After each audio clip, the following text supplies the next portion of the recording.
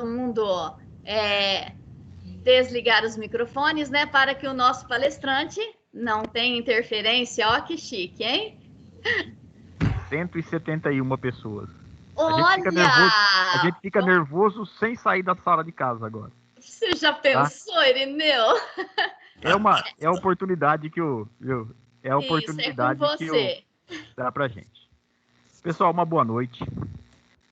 Eu sou o Irineu, eu sou da cidade de Pederneiras, tá? Para localizar Pederneiras aí, eu tô entre Bauru e Jaú, tá? 30 quilômetros de Jaú, 30 quilômetros de Bauru, certo?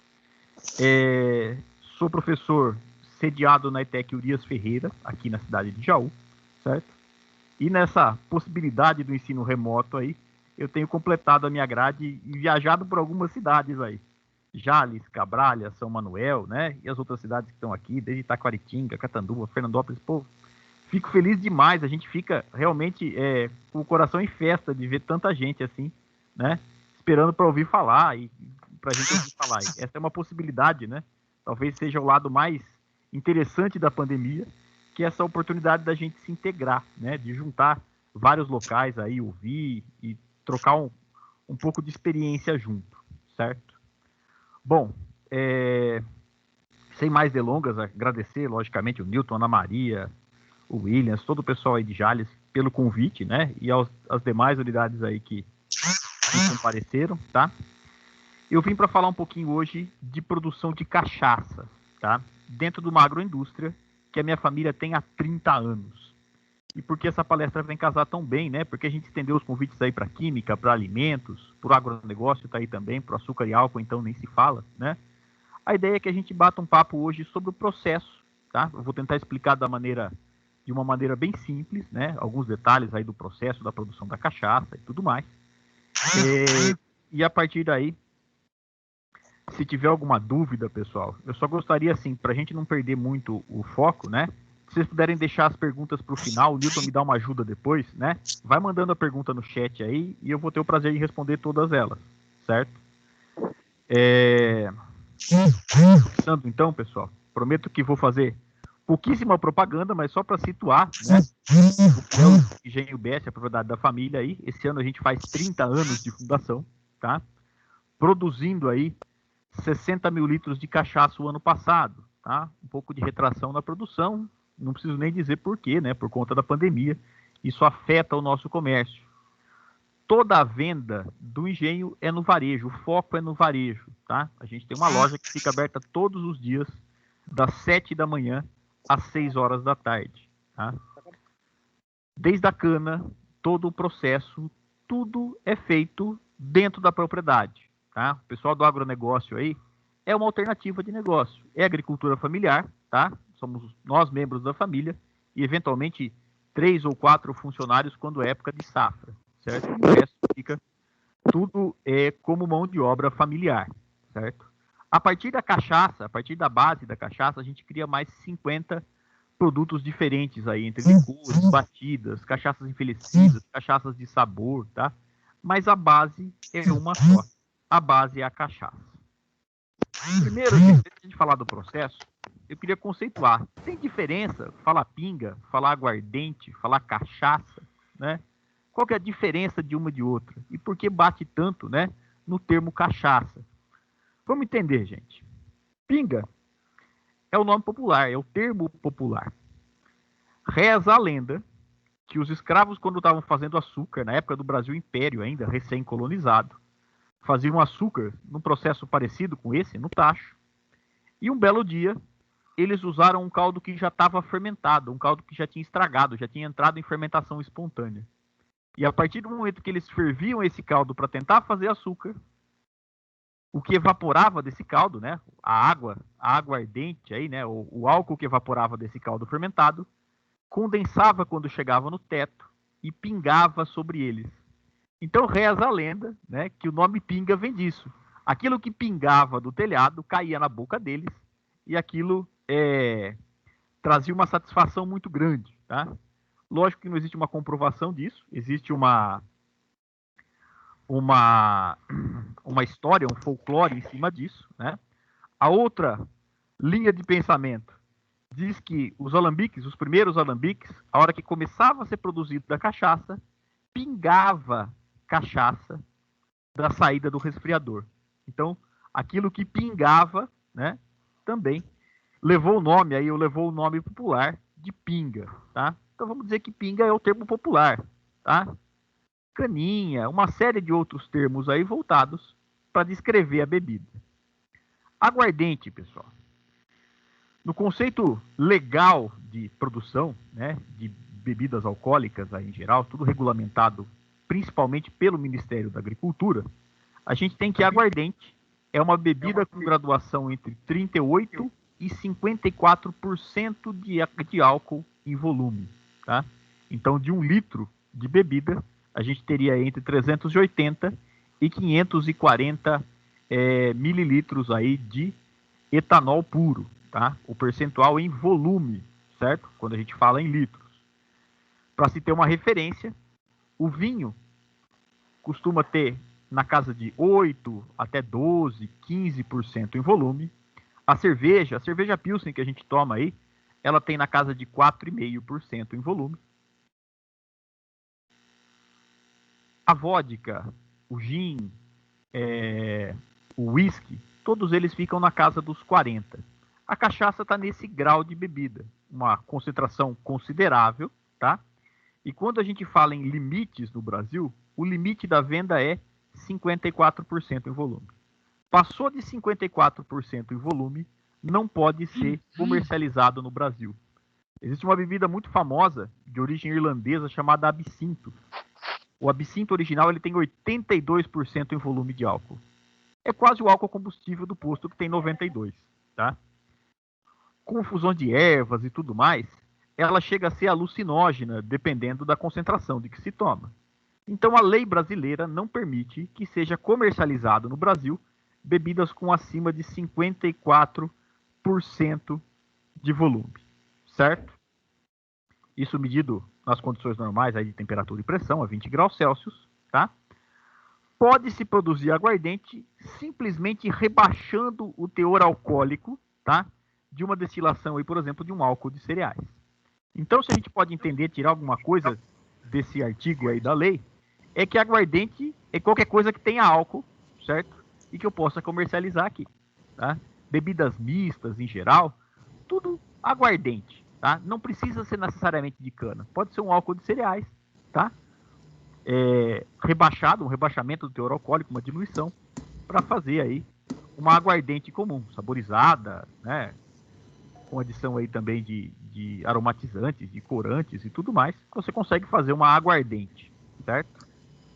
E a bendita da cachaça, gente. Cachaça é um produto nacional. Cachaça, existe um artigo só tratando dela aí, ó. É a denominação típica e exclusiva da aguardente de cana produzida no Brasil, com graduação alcoólica entre 38 e 48, tá? O limite aí é um pouquinho para baixo. Isso em volume, a 20 graus Celsius, do mesmo jeito, obtida pela destilação do mosto fermentado do caldo da cana-de-açúcar. Então, para ser cachaça, precisa ser fermentado a partir de cana-de-açúcar, precisa ser produzida no Brasil, precisa ter aí entre 38% e 48% em volume e precisa possuir chamadas características sensoriais peculiares, tá? Para ser considerada cachaça, tem que ter um teor mínimo de outros compostos que dão aroma, que dão sabor, que dão características para a cachaça aí, tá? Cachaça, por lei, também pode ser adoçada. É uma prática, por exemplo, em algumas cachaças industriais, tá? Sem citar nomes aí, mas a adição de uma quantidade de açúcar. Se você tiver uma cachaça aí, der uma olhadinha no rótulo, vai estar uma denominação lá escrito cachaça adoçada, tá? O limite são 6 gramas por litro. No engenho a gente não faz essa prática de adoçar a cachaça, tá? Mas é permitido por lei. Cachaça, pessoal, essa lei específica, né? Essa reforma na lei, ela aconteceu principalmente porque o Brasil estava perdendo, né? O royalty, não o royalty, vamos dizer, mas estava perdendo a licença do nome cachaça. A Alemanha deu entrada na Organização Mundial do Comércio querendo registrar o nome cachaça com exclusividade. O Brasil comprou uma briga ainda no governo do Fernando Henrique para que isso não fosse permitido. Cachaça é típica do Brasil, assim como a vodka é típica da Rússia, assim como a tequila é típica do México, tá? São bebidas com características regionais. E para o Brasil vencer essa briga na Organização Mundial de Comércio, ele definiu por lei o que era cachaça, tá? Apresentou isso e, logicamente, ganhou aí a demanda no sentido de registrar o nome cachaça. Posso produzir cachaça no Paraguai? Não. Para ser cachaça, tem que ser produzida no Brasil. É uma bebida típica nacional.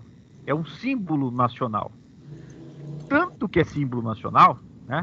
E antes aí dizendo, como eu disse para vocês, a cachaça ela precisa ter alguns componentes que caracterizem ela como uma bebida típica. Não basta ser só a concentração de 38% a 48% de etanol e o restante de água. Ela tem que ter o que a gente chama de congêneres, tá? Substâncias aí, combinando, né? Acidez volátil, ésteres, aldeídos, fulfural, tudo que dá sabor, tudo que dá aroma para a cachaça. Lembrando que o fulfural, o mínimo do mínimo, porque o fulfural é o gosto de enxofre, gente. É um gosto desagradável, é um cheiro desagradável, tá? A riqueza da cachaça está justamente em um pouco de acidez, em alguns ésteres, especialmente acetato de etila, tá? Que é o que caracteriza o sabor e o aroma da cachaça, tá? Alguns aldeídos, tá? E alguns álcools superiores em quantidades bem pequenas também, certo? Aqui existe um limite máximo para cada um deles. Combinados, eles têm que variar entre 200 e 650 miligramas por 100 ml aí da bebida, certo?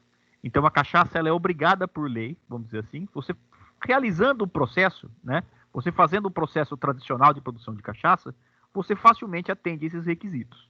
Mas existe então uma característica química da cachaça, um padrão de identidade e um padrão de qualidade relacionado à cachaça.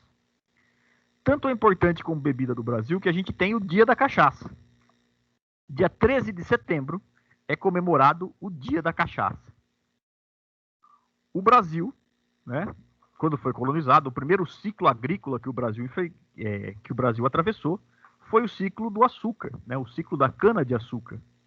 Descobriu-se que era muito interessante e era muito produtivo ter cana-de-açúcar aqui no Brasil. Portugal ganhou rios de dinheiro produzindo açúcar aqui e levando para a Europa. Não tinha até no momento, e ainda são poucos os produtos que substituem o açúcar, tá? Portugal ganhou rios de dinheiro levando o açúcar do Brasil para a Europa. Com o passar do tempo, gente, os próprios engenhos de açúcar foram descobrindo que dava para fazer cachaça também. Eles já tinham a moagem da cana, eles já tinham a base ali, a matéria-prima e tudo mais. Acredita-se que veio da Europa, apesar de não ter um registro histórico, veio da Europa a experiência da destilação, porque já existia lá o uísque, já existia o próprio gin, tá? Bebidas destiladas. Trouxeram um destilador da Europa, clandestinamente, e começou-se a produzir cachaça no Brasil, tá? O negócio começou tão interessante que os engenhos começaram a produzir cada vez mais cachaça e iam deixando um pouco de lado a produção de açúcar. Porque o açúcar ele era taxado por Portugal. Pagava-se muito imposto e recebia-se muito pouco pelo açúcar. Eles produziam cachaça, conseguiam vender a cachaça ali e, consequentemente, ganhavam mais dinheiro com a cachaça. Tá? Gerou-se aí um movimento por parte de Portugal que estava perdendo o mercado de açúcar, né? Que estava tendo essa redução aí no mercado produtor de açúcar. E eles baixaram uma lei, uma norma do seguinte: todos os alambiques de produção, os alambiques irregulares, aqueles que não estavam registrados, eles seriam prontamente destruídos, tá? Isso gerou uma revolta nos engenhos aí. A revolta chegou a ser tão grande, que esse pessoal dos engenhos de açúcar, esse pessoal que produzia cachaça, chegou a tomar o controle do governo do estado do Rio de Janeiro por quase um ano, tá? A revolta da cachaça, vamos dizer assim, aquilo que motiva, né? que motivou o povo a tomar o poder no governo do Rio de Janeiro por quase um ano, foi justamente o fato de querer produzir cachaça. Foi só no dia 13 de setembro de 1661 que veio de Portugal, que conseguiu-se, depois de muita articulação, uma regulamentação, uma liberação na produção da cachaça. E aí sim, os rebeldes deixaram o governo, e dia 13 de setembro é o marco, então, do Dia da Cachaça. Por que eu estou contando essa historinha antes do processo, gente? Porque cachaça tem identidade com o país, né? A cachaça, ela passava sempre por um momento em que ela era bebida tida como uma bebida de pobre, como uma bebida, né, do cachaceiro, de tomar em bar e tudo mais. E a gente viu nos últimos, vamos dizer assim, a partir dos anos 2000, 2005, aí um pouco mais, que a cachaça ela começou a ganhar um pouco mais de status. Começou-se a perceber que o Brasil produz cachaça com qualidade superior, por exemplo, ao uísque que a gente importa, né? As vodkas que a gente importa, ao gin que a gente importa. São bebidas aí... Só um minutinho, por favor, gente. Só fechar os microfones. Oi, Irineu. Oi. O Antônio e o Ricardo, fecha os microfones. Oi, Nilton, desculpa, acabei fechando o seu também, tá? É que tem como fechar todo mundo aqui, tá? Pessoal, então eu gosto de falar que cachaça é importante, né? Que ela ganhou esse status, que começou-se a descobrir no Brasil bebidas com qualidades tão interessantes quanto aquelas bebidas importadas que a gente tanto prestigia, não é isso? Até então, até uns anos atrás, bebida de quem tinha mais poder aquisitivo era o uísque, bebida de pobre era a cachaça. Hoje em dia, você vê a cachaça do Brasil indo para fora do país, participar de concursos e voltar com medalhas. Por quê? Porque reconhece-se a qualidade da nossa bebida. E a partir de agora aí eu vou tentar explicar de uma maneira global, né, o processo de produção da cachaça. Tá? É um processo que ele conserva características, né, desde a época aí, então, do Brasil colônia, tá? Já são 500 anos fazendo cachaça, praticamente 500 anos aí, produzindo cachaça por esse método, tá? Existem algumas adaptações, algumas melhorias, pensando em eficiência produtiva e em rendimento também, tá? Então, para explicar o processo, eu gosto de dividir em 5 etapas diferentes, tá? A moagem da cana, que seria a obtenção da matéria-prima, tá? A extração do caldo, que é a base da produção da cachaça. Esse caldo passa por uma preparação, tá? Passa por alguns ajustes, certo? Antes propriamente de entrar no processo de fermentação. A fermentação biológica transforma esse caldo transforma o açúcar contido no caldo da cana-de-açúcar, transforma em etanol. Como é que a gente separa esse etanol, né? Como é que a gente separa essa bebida de todo aquele caldo fermentado? Destilação simples, gente.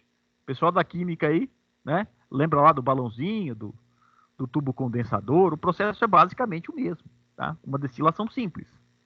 E lá no final, depois que eu já obtive a bebida, o armazenamento é aquilo que vai conferir algumas características interessantes aí para a cachaça. Muda algumas características ou apura mais algumas. Vamos por partes, pessoal. Vamos parte a parte. Moagem, pessoal. Processo de extração de caldo de cana por esmagamento, tá? As usinas de açúcar e álcool, né, as usinas sucroalcooleiras, aí sucroenergéticas, elas obtêm, né, o caldo da mesma maneira.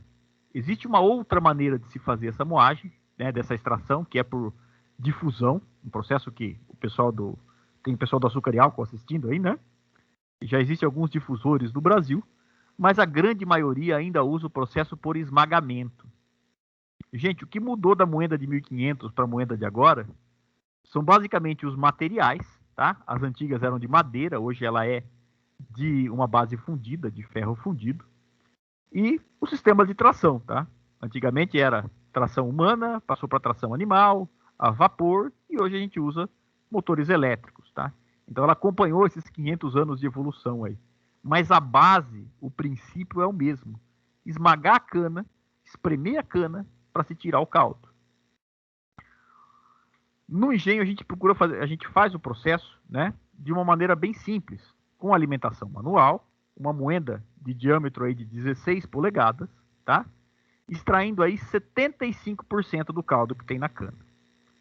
Você conversa com alguém que trabalha na usina, alguém que tem um conhecimento do processo da usina, fala assim, nossa, mas você joga 25% do açúcar fora, fica 25% de caldo na cana. As usinas hoje trabalham com 96%, 97% de extração, tá? Só que o detalhe é o seguinte, gente. Para eu mudar a estrutura de extração, para eu mudar a moenda, para fazer mais um terno de extração, para fazer mais um procedimento, tá? Tudo isso custaria muito caro e não pagaria a conta no final, tá? Nem a conta de energia, vamos dizer assim, e nem a conta do investimento. Então, o processo de moagem, salvo as proporções, gente, quem já tomou garapa na rua ali, sabe que a moenda é o mesmo princípio, tá? São 3 rolos, a cana é inserida manualmente aqui entre o rolo superior e o rolo de entrada, ela passa, sofre um primeiro esmagamento, passa por entre esses rolos e sofre um segundo esmagamento. O que escorre, né, desse procedimento de espremer a cana é o caldo, tá? Então, um processo bem simples de extração do caldo, certo? Não muda, só muda o tamanho em relação, por exemplo, à moenda aí de quem faz garapa aí na rua, comercializa o caldo de cana na rua. É interessante fazer uma pausa agora, porque o que sobra desse produto é o bagaço. A partir do momento que você esmaga a cana, o que vai sobrar ali são fibras vegetais. É o bagaço da cana. Você espremeu a cana, sobrou o bagaço. Originalmente, pessoal, e tradicionalmente, esse bagaço é combustível de caldeira. Mas aqui eu quero fazer uma pausa para a versatilidade da cana de açúcar, tá? Hoje, se consegue fazer bioplástico, tá? Compostos aí de produção de plástico. Dá para fazer, né, materiais aí voltados, por exemplo, para bandejas, né, o pessoal de alimentos aí, embalagens de alimento, né, usar a fibra do bagaço, tá, mais um polímero, para substituir o isopor, com uma vantagem muito grande, gente. Quando você usa fibra vegetal aqui, você tem um produto que ele é muito mais biodegradável do que o isopor.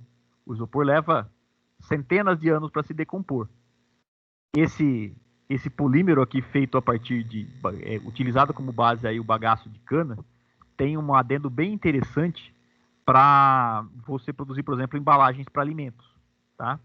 Além dos bioplásticos, muitos carros que saem hoje, o painel do carro usa bioplástico para fazer ali o painel do carro, tá? É isso que dá volume para o polímero, né? Para fazer o bioplástico. Também existem alternativas para bagaço voltado para a produção de etanol de segunda geração, tá? O pessoal do açúcar e álcool aí já deve ter estudado, mas quem está no agronegócio e tudo mais, procure conhecer um pouquinho sobre o etanol de segunda geração. Você realiza um processo de quebra das fibras de celulose aqui, diminui o tamanho dessas fibras de celulose, transforma ela em açúcares fermentáveis e fermenta novamente e consegue tirar etanol a partir desse processo.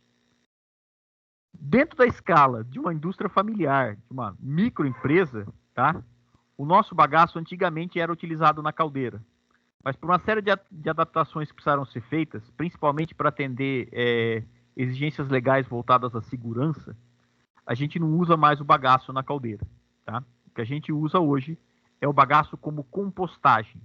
A gente separou uma área, faz um pátio de compostagem e esse bagaço, depois de decomposto, ele volta para a lavoura como matéria orgânica, certo? Então a gente tem no final da moenda aí uma esteira, carrega esse bagaço e leva para um pátio de compostagem, certo? Na sequência, depois do caldo extraído, né, deixa o bagaço de lado aí, esse caldo, antes de ser adicionado à fermentação, ele passa por alguns processos. Ele passa por uma adequação, né, um peneiramento, que visa tirar principalmente algumas fibras do bagaço que sobrem, né, tirar a parte mais grossa aí das fibras do bagaço que sobre. Ele passa por um processo de decantação. A cana vem da lavoura, não passa por lavagem, não passa por nada, tá? Ela vem da lavoura e passa por essa ele passa por esse processo de decantação para você remover impureza mineral. Na sequência, a gente faz uma diluição desse caldo, faz um ajuste do teor de Brix dele, para que você tenha um alimento padronizado para fornecer para a levedura, para que você crie ali um mosto, né? Uma mistura padronizada para você fornecer para as leveduras. E quando necessário, né? Principalmente na época do inverno, a gente também tem que fornecer aquecimento para esse caldo, tá? Aquecimento aí de pelo menos 30 graus para que se obtenha um bom rendimento da fermentação. A fermentação ela é biológica. Você tem que dar uma padronizada no alimento que você está colocando ali, senão você mata o fermento, tá? O processo de peneiramento acontece num primeiro momento, depois num segundo momento na caixa de preparo, tá? Eu só queria mostrar para vocês como é que é simples o processo de decantação. Essa caixa que está aqui, de inox, ela faz o procedimento de decantação. O caldo cai na primeira caixa. Ele vai enchendo gradativamente até chegar no limite. Essa divisão que tem aqui no final da primeira caixa, ela é mais baixa do que o volume total. Então o caldo enche primeiro aqui para depois ser transferido para a segunda caixa. Quando ele passa por cima, tá? Ele deixa aqui embaixo impureza mineral. Na segunda caixa, a aleta é invertida. Ele passa por baixo. Quando ele passa por baixo, ele segura toda a espuma que estava do caldo, toda a espuma que veio do caldo, ele segura a espuma aqui em cima. Junto com a espuma estão as fibras, estão as partículas leves. Então, na primeira segura a partícula pesada, na segunda segura a partícula leve. Na terceira, aquela aqui de novo, eu seguro mais um pouco de partícula pesada, passo o caldo decantado para o processo de produção. Se eu deixar um excesso de fibras, ou se eu deixar um excesso de impureza mineral, a minha fermentação vai ser prejudicada, tá? É um processo relativamente simples, que a gente adotou há alguns anos, não desde o início, mas isso melhora absurdamente o rendimento da fermentação. Por quê? Porque você consegue purificar um pouco mais o caldo. Na sequência, a gente tem a diluição do caldo. E aqui que entra um pouquinho da composição da nossa matéria-prima, tá? Para ser cachaça, tem que ser feita de cana, tá? Talvez me façam essa pergunta, mas eu vou responder já. Tem uma cana específica para produzir cachaça? Tem uma cana que é melhor para produzir cachaça? Uma variedade de cana que é maior para produzir cachaça? O Brasil hoje ele é o maior produtor de cana-de-açúcar do mundo. A gente tem aí quase 500 variedades de cana-de-açúcar, né? Distribuídas aí, com características diferentes, com ciclos de maturação diferentes, né? Algumas que maturam mais precocemente no início da safra, algumas que concentram o máximo de açúcar no meio da safra, algumas que concentram o máximo de açúcar no final da safra, tá?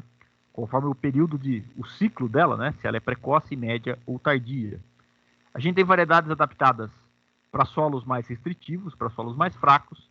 Tem variedades adaptadas para solos mais ricos, ou seja, que ela responde um pouco mais. Volto a dizer, não tem uma variedade específica para cana, para cachaça, tá? Existem variedades que se adaptam melhor à área de produção, tá? Para dizer que não tem restrição à produção de cachaça, existe uma variedade, né? O pessoal do açúcar e álcool, quem tiver envolvido um pouco aí com a área do agro, deve conhecer uma variedade conhecida como cana nordestina. É uma variedade da Ridesa chamada RB 579, tá? Essa variedade, ela foi desenvolvida, adaptada para o ambiente do Nordeste. E alguém associou que fala, nossa, se produz lá no Nordeste, né? O pessoal acha que tem a imagem que o Nordeste é só o sertão nordestino, né? Se produz lá no Nordeste, a gente trouxer aqui para São Paulo, essa cana vai ficar da grossura de uma árvore, de tanto que vai crescer, tá? O que aconteceu com essa cana na hora que ela chegou aqui, gente? Ela apresentou uma adaptação ao ambiente em que ela produz muito mais compostos fenólicos no caldo. Ela aumenta muito mais a produção dos chamados não açúcares, tá? Ela aumenta muito mais a produção de fenóis dentro desse caldo. E esses fenóis atrapalham o rendimento da fermentação. Não é exclusividade da cachaça. Quando essa cana ela é processada na usina para a produção de etanol, ela derruba o rendimento da fermentação. Então, para dizer que não, a gente tem uma variedade conhecida aí que ela é restritiva para produzir cana, em termos de rendimento, para produzir cachaça, em termos de rendimento. Fora isso, com qualquer cana, você consegue produzir cachaça. O princípio, o que interessa, na verdade, ali, são os açúcares, ou basicamente os açúcares. Pensando na composição do caldo, né, do como da cana como um todo, do jeito que a cana chega da lavoura, ela tem 10% de fibra, que seria o bagaço, 75% de água e 15% do que a gente chama de sólidos solúveis. Basicamente, esses sólidos solúveis, o que estão dissolvidos nessa água para formar o caldo, basicamente, entre 75% e 90% dos sólidos solúveis são açúcares, tá? Variando principalmente entre a sacarose, que é um disacarídeo, tá? A glicose e a frutose, tá? A glicose e a frutose são precursores da sacarose, tá? A glicose e a frutose, elas são precursoras da sacarose. Então, se tiver glicose e frutose ali, em determinado momento elas vão se juntar e formar um disacarídeo, que é a sacarose, certo? A gente tem na sequência aí, alguns sais, né? Sais minerais dissolvidos na cana, alguns ácidos orgânicos e os chamados não açúcares aí. Basicamente um pouquinho de amido, uma fração de amido, uma fraçãozinha de proteína, um pouco de goma, um pouco de cera, principalmente que vem na parte externa da cana. A cera, no caso, uma cera vegetal, que ela protege a cana contra essa perda de umidade natural, tá? Então a gente tem aí, na composição da cana, do caldo de cana, basicamente açúcar. Não é por isso que os outros elementos que estão aqui, os ácidos, tá? Os sais, até as proteínas, elas são interessantes no processo de fermentação. Porque elas vão nutrir de alguma maneira a levedura. Elas vão favorecer o metabolismo secundário da levedura. O mecanismo primário da levedura é quebrar a glicose e produzir etanol. Mas o mecanismo secundário da levedura apresenta uma série de reações aí, né? Com a finalidade dela se manter, dela se multiplicar e com a finalidade até ela produzir outros compostos. Esses outros compostos é que dão o charme e a característica da cachaça, tá? Quando a gente fala de uma bebida que é só fermentada, como a uva, por exemplo, a uva ela tem um efeito ou uma característica chamada de terroir, tá? Em francês aí terroir, né? A grafia terroir, mas no termo em francês terroir, que significa o local onde ela foi produzida. Ah, um vinho chileno, um vinho argentino, um vinho francês, um vinho brasileiro, pois não, um vinho do sul aí. Todo vinho, como ele é fermentado só e não foi destilado, ele carrega no sabor do vinho, no aroma do vinho, na composição do vinho, ele carrega um pouco das características daquela região, tá? Alternando, logicamente, as variedades de uva e tudo mais. Há uma linha de pesquisadores que dizem que a cachaça tem terroir também, tá? Ao mesmo tempo, existe uma outra linha de pesquisadores de cachaça que dizem que o processo de destilação, como você purifica a bebida, você acaba deixando essas características de terroir toda para trás. Elas ficam no caldo, mas não na bebida final, tá? Eu sou um daqueles que acredita, né, que o terroir para cachaça, ele é muito menos, se existir, ele é imperceptível, tá? Já no vinho, por exemplo, um especialista em vinho aí consegue identificar ou consegue buscar as características do vinho para dizer em que país ele foi produzido, em que clima ele foi produzido, em que solo ele foi produzido. Na cachaça, eu acho que isso ainda a gente não chegou nesse ponto ainda, tá? O ajuste de caldo, gente, como é feito, tá? Existe um laboratório dentro? Não. A gente usa um sacarímetro, tá?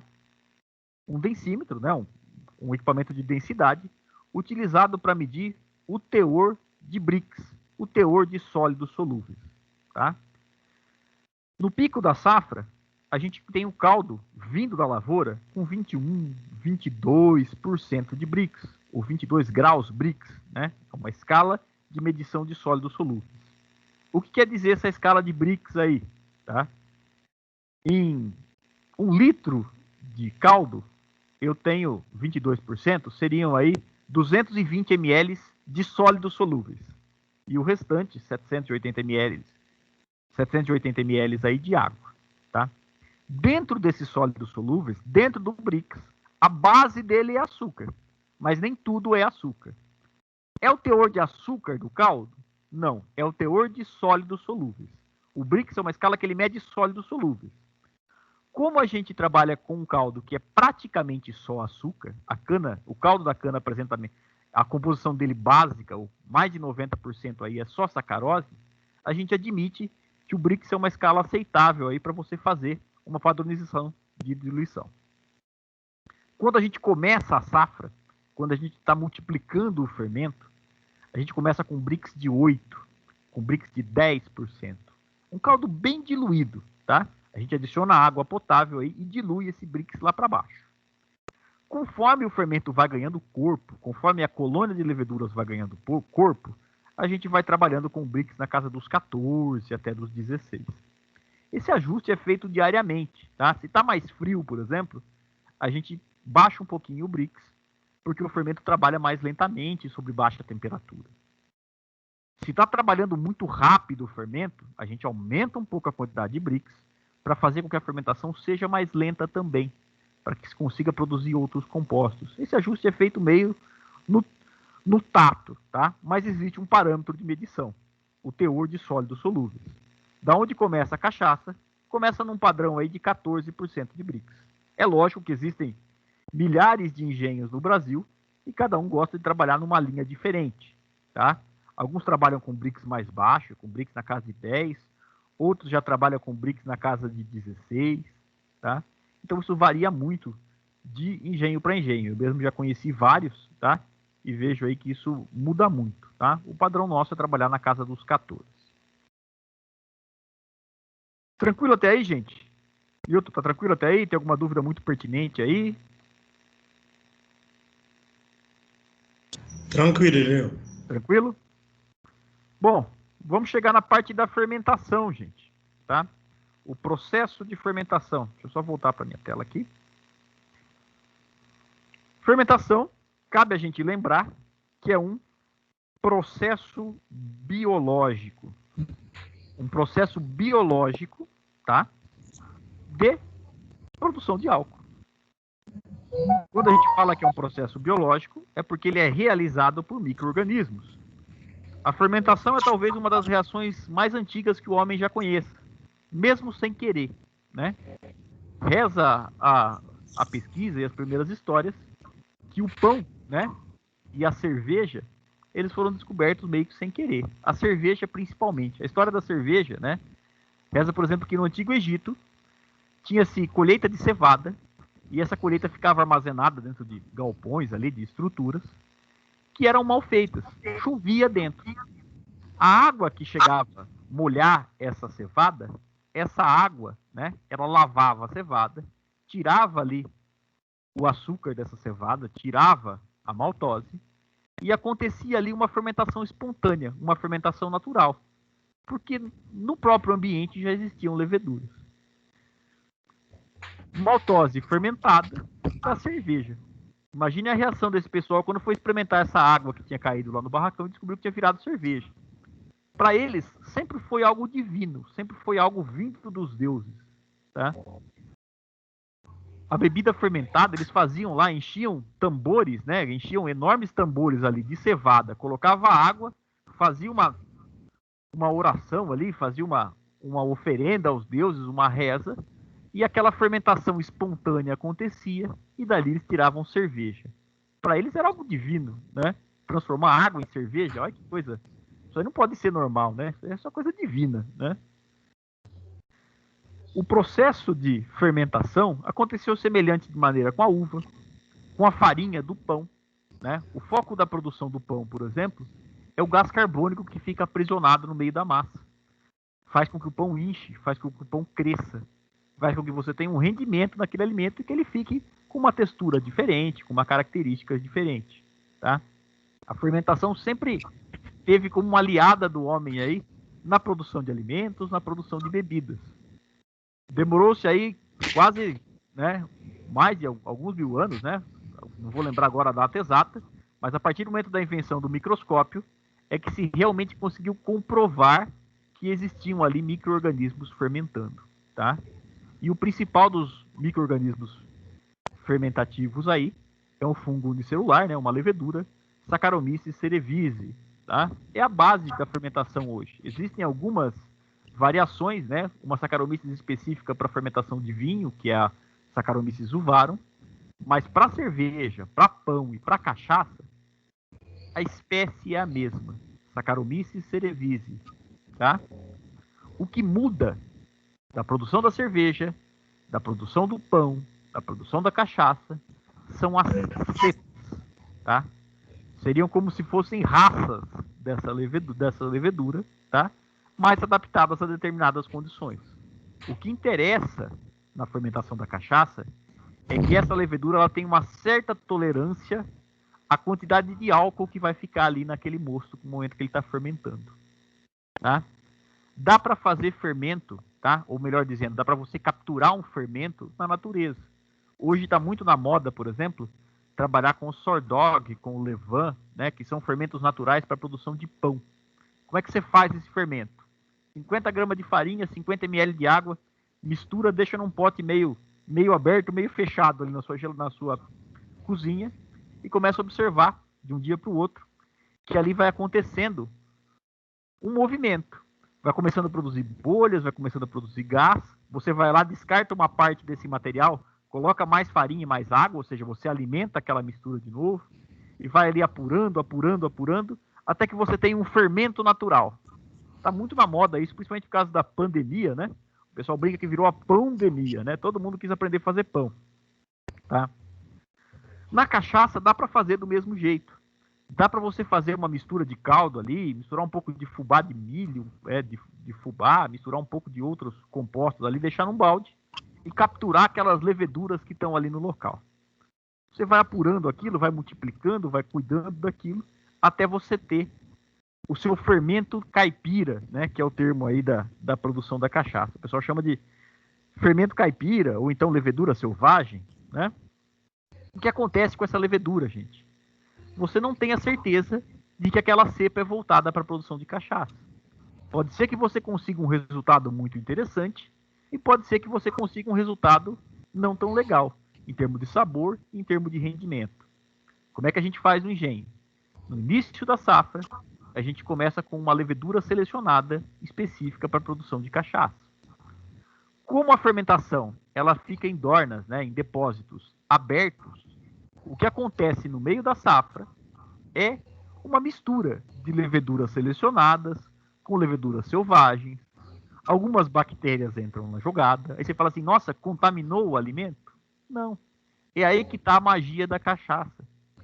A levedura selvagem vem para produzir, de repente, ou para fermentar de uma maneira diferente, ou para reagir com o ácido orgânico que estava no caldo, ou para reagir com uma proteína que estava no caldo, e produzir compostos que lá no final da destilação vão dar uma característica interessante para a cachaça, tá? Essa mistura de leveduras faz com que a bebida seja, né, com esse padrão diferente. Se eu trabalhasse com um processo industrial, onde eu esterilizasse o caldo completamente, para matar todo o micro-organismo que viesse do caldo, e colocasse caldo esterilizado na fermentação, se eu fizesse uma fermentação fechada, que não tivesse contato com o meio externo, eu teria ali um produto padrão. Seria o álcool praticamente da usina aí, para o pessoal do açúcar e álcool que está acompanhando aí, né? Dentro da usina, acaba se acontecendo, no tratamento do caldo, acaba se acontecendo a esterilização desse caldo. Porque o foco é produzir somente etanol. No caso da cachaça, o etanol é a base. Mas os congêneres que estão juntos ali são interessantes. Esses aldeídos, tá? Esses compostos voláteis aí, eles vão dar uma característica diferente para a bebida, tá? E é isso que faz o charme da cachaça, tá? É isso que faz a cachaça ser diferente. O processo de fermentação dentro do engenho funciona da maneira descontínua, ou seja, eu coloco o caldo, espero fermentar, retiro esse caldo, passo para a destilação e coloco um caldo novo. Em processos industriais, como por exemplo numa usina, esse processo de fermentação ele é contínuo e não descontínuo.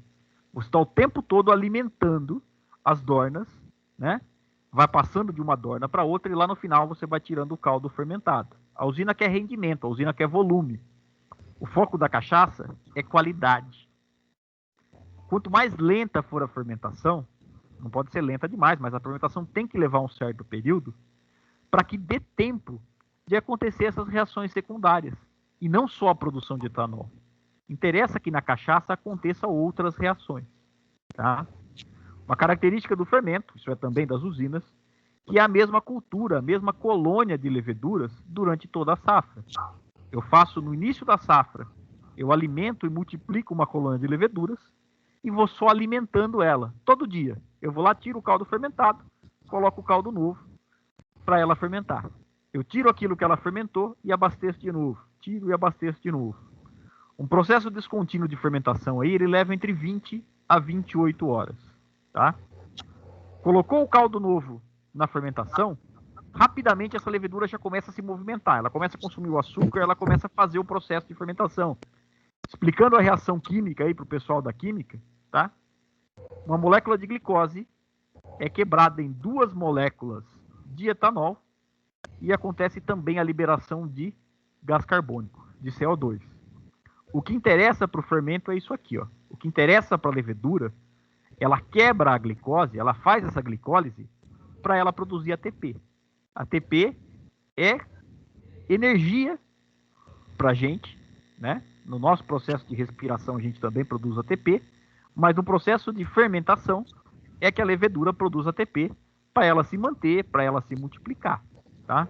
Na fermentação aeróbica, tá? Na fermentação aeróbica, ou seja, na presença do ar, é uma reação relativamente simples de quebra da glicose em etanol e gás carbônico, tá?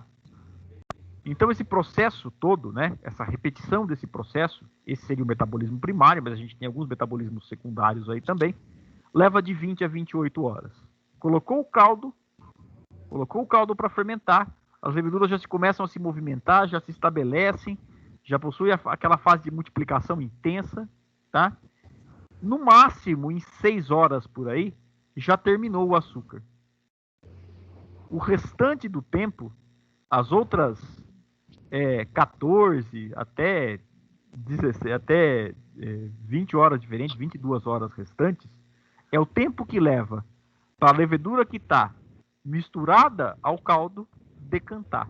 Então, primeiro, acontece uma fermentação muito intensa, libera calor. Se você chegar lá perto e ver fermentando, e encostar nas dornas de fermentação ali, está quente. Se você colocar a cara lá dentro, você percebe que tem um borbulhamento, porque são uma produção intensa, uma liberação de gás carbônico. Aqui está liberando calor, toda essa reação está liberando calor. Passado umas 6, 8 horas aí, essa velocidade diminui. E ela vai decaindo, até decantar completamente a levedura. As fases da fermentação, como eu já acabei adiantando, né? Existe uma fase de estabelecimento, quando eu coloco o caldo preparado, né? Quando o caldo passou pelo preparo, pela diluição, quando eu coloco o caldo rico em açúcar, tá? Existe um período rápido aí de adaptação. Existe uma fase exponencial de crescimento, tá? Onde as leveduras já se estabeleceram, já identificaram a presença do alimento, a presença da glicose. E aí começa um crescimento exponencial muito grande. Vai crescendo e ao mesmo tempo vai consumindo o açúcar. A hora que chegou aqui na terceira fase do processo, a quantidade de leveduras que tem ali já começa a ser muito grande para a quantidade de oferta de alimento que está diminuindo. Tá? Passa por uma fase estacionária e aí entra em declínio. Como é que eu sei que a fermentação acabou? Vou lá e meço o sólido solúvel de novo. Começou em 14, a hora que a fermentação acabou, o teor de sólidos solúveis é 0. Sacarose, glicose são sólidos solúveis. O etanol não é um sólido solúvel. O etanol é líquido, dissolvido aí no caldo. Resolvi um problema. As leveduras fizeram a mágica para mim. Transformaram caldo de cana em um produto fermentado, tá? Da onde a gente vai tirar a cachaça. Então, a imagem das dornas. Tá?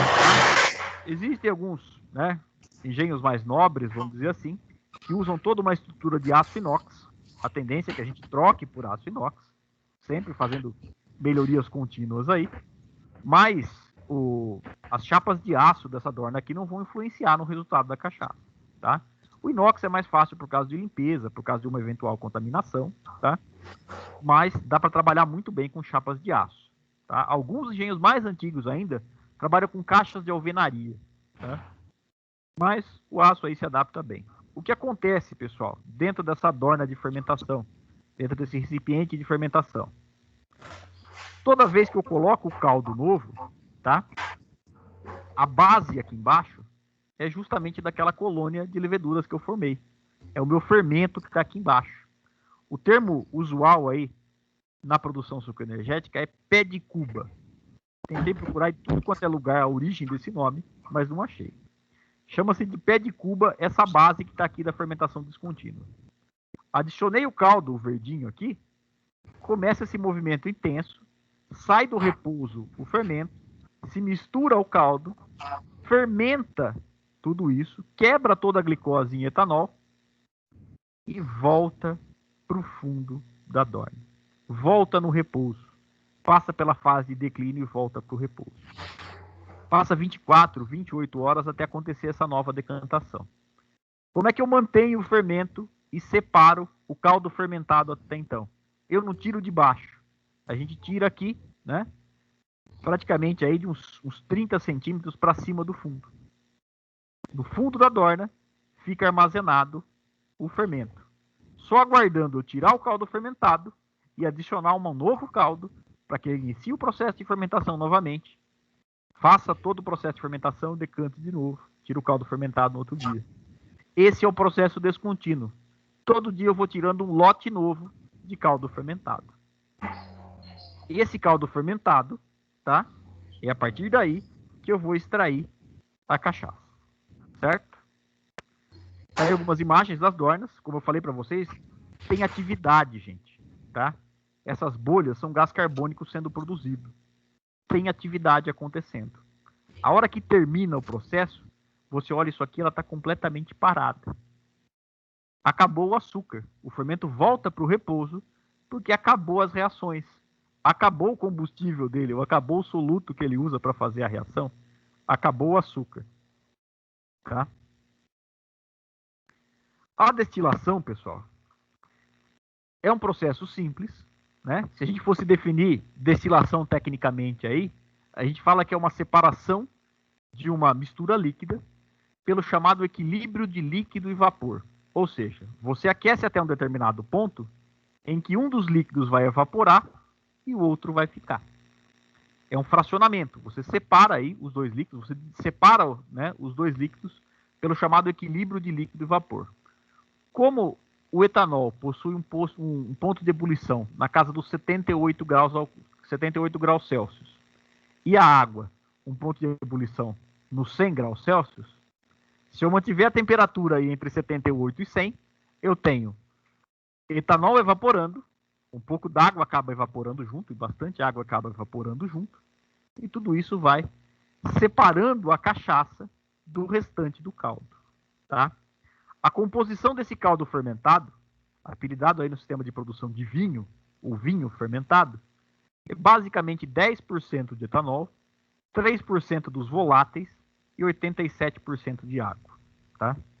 Daqui eu vou separar, eu vou tirar todo esse etanol daqui e vou tirar uma parte da água. O produto final, a cachaça lá no final, ela vai ter na casa de 40% de etanol, 60% de água, e o restante vai ficar aqui. No processo de destilação ele vai ficar para trás, vai ser um subproduto da destilação, que a gente vai falar dele já já. Tá? Como eu disse, o processo é de destilação simples.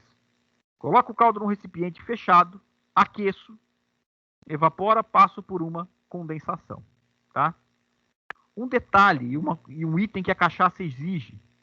Em vez de usar um destilador de inox, em vez de usar um destilador de vidro ou qualquer outro material, obrigatoriamente o destilador ele é de cobre.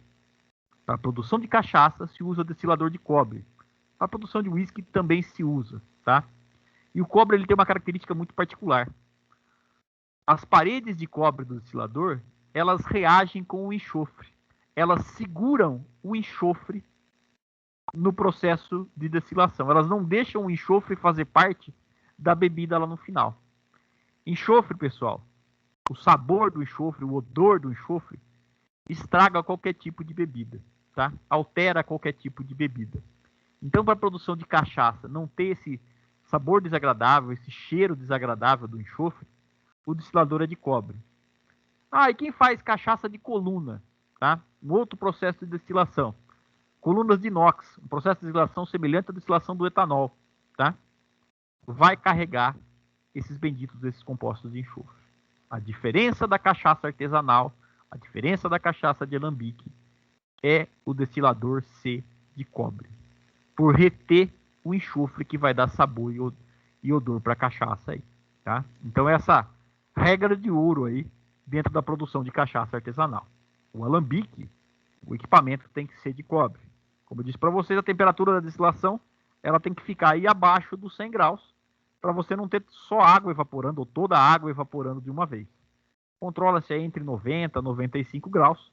Como é um circuito fechado, isso muda um pouco as características do ponto de ebulição, porque você tem pressão como componente da jogada aí. Só um detalhe, pessoal. Ah, o alambique é uma coisa nova, o processo de destilação é uma coisa nova? Não, tá? Alambique, né? É uma palavra, tudo que tem al normalmente na frente como sufixo aí, como prefixo, melhor dizendo, são palavras de origem árabe. E da onde surgiu esse processo de alambicagem? Da onde surgiu esse processo de produção pelo alambique, tá? Surgiu justamente de uma ideia de se pegar uma bebida fermentada, como a cerveja, por exemplo, colocá-la dentro de uma panela de barro e colocar uma saída especial aí, nessa ponta aqui da saída, o pessoal colocava um pedaço de pano, um pedaço de algodão, tá? E aquecia. Destilava aquela bebida fermentada, no caso a cerveja. Porque o teor alcoólico da cerveja era tão baixinho, eu acho que ele já não estava mais ficando bêbado com a cerveja, ele destilava a cerveja para tirar dali o que eles falavam que era a alma da bebida, né? A palavra alma, né? E a palavra alambique tem origens parecidas. Você extraía a alma da bebida. De que maneira? Você separando aí o álcool do restante do caldo fermentado. Então o processo de alambicagem ele é milenar, tá? E a gente adaptou isso para várias bebidas, né? É isso que separa, por exemplo, uma bebida destilada de uma bebida fermentada. Vinho, cerveja são bebidas fermentadas. Whisky, tequila, vodka, gin, rum, todos eles são destilados. E a cachaça também, logicamente, passa por destilação. Quando você destila, você extrai o álcool dessa bebida. Você deixa ela mais concentrada, certo? Tá aí o nosso alambique. Sofreu uma reforma esse ano, foi recaracterizado aí, porque o cobre com o tempo ele vai se desgastando, tá? É uma panela, gente. Aqui é a abertura para facilitar o processo de manutenção, né? Mas a gente abastece ele aqui pelo alto, fecha ele.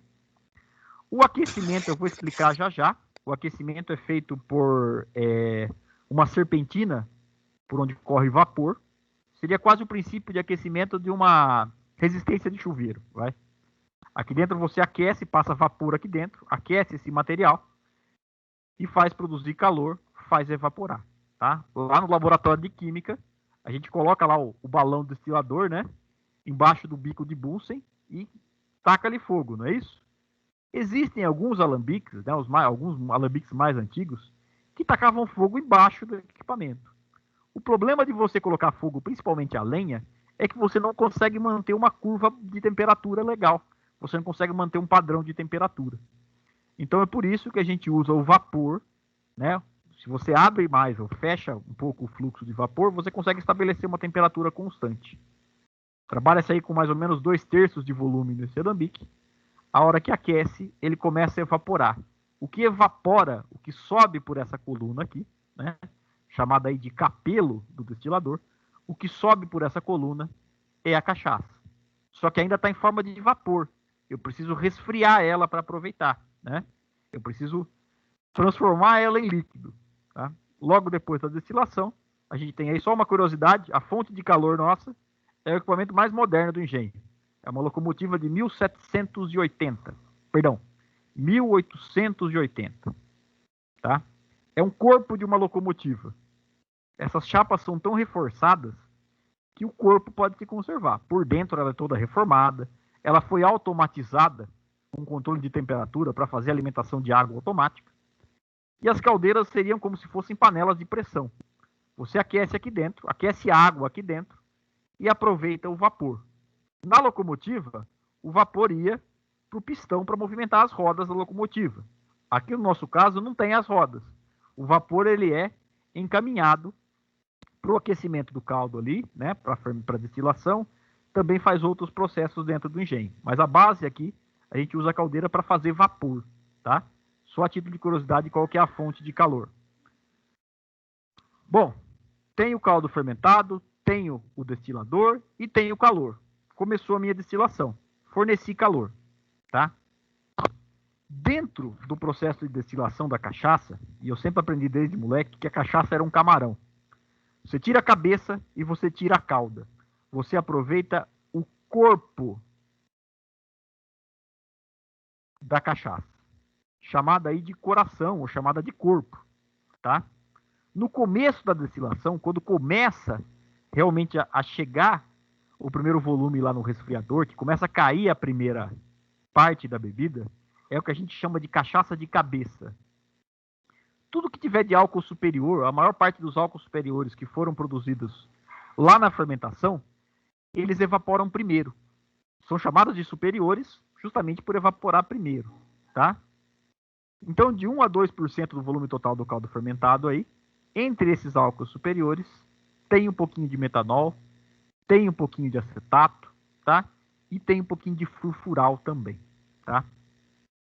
Isso aqui, além de estragar a qualidade da bebida, também é contaminante. Então, o começo da destilação, ela é descartada. Os primeiros 20, 30 litros da destilação aí, ela é jogada fora. Por quê? Porque aí tem compostos que não são legais. A partir daí, a gente começa a aproveitar o volume fermentado. 16% do caldo que estava lá vai virar cachaça. Entrou 1.000 litros de caldo fermentado, sai mais ou menos 160, 180 litros de cachaça, tá? O restante é água, o restante são compostos que não são cachaça, que viram vinhaça, que viram subproduto. O aproveitamento, então, né, é mais ou menos de 5 para 1, arredondando aí.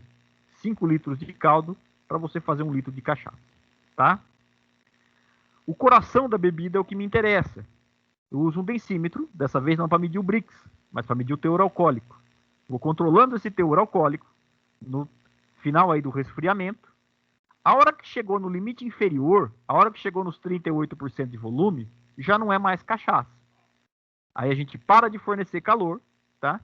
Separa esse coração, manda ele para o armazenamento, e ali cai o final da destilação, chamada aí de cauda, ou de água fraca, que seria o final da destilação. Você nota que aqui o teor alcoólico é muito baixo, tá? Tem um pouco de álcool ainda, mas o teor é muito baixo. E começa a evaporar muita água e muitos voláteis que estão juntos ali no caldo. Então ele começa a apresentar um pouquinho de turbidez. A cauda também não vai para o armazenamento. Isso não é cachaça. Nem a cabeça, nem a cauda.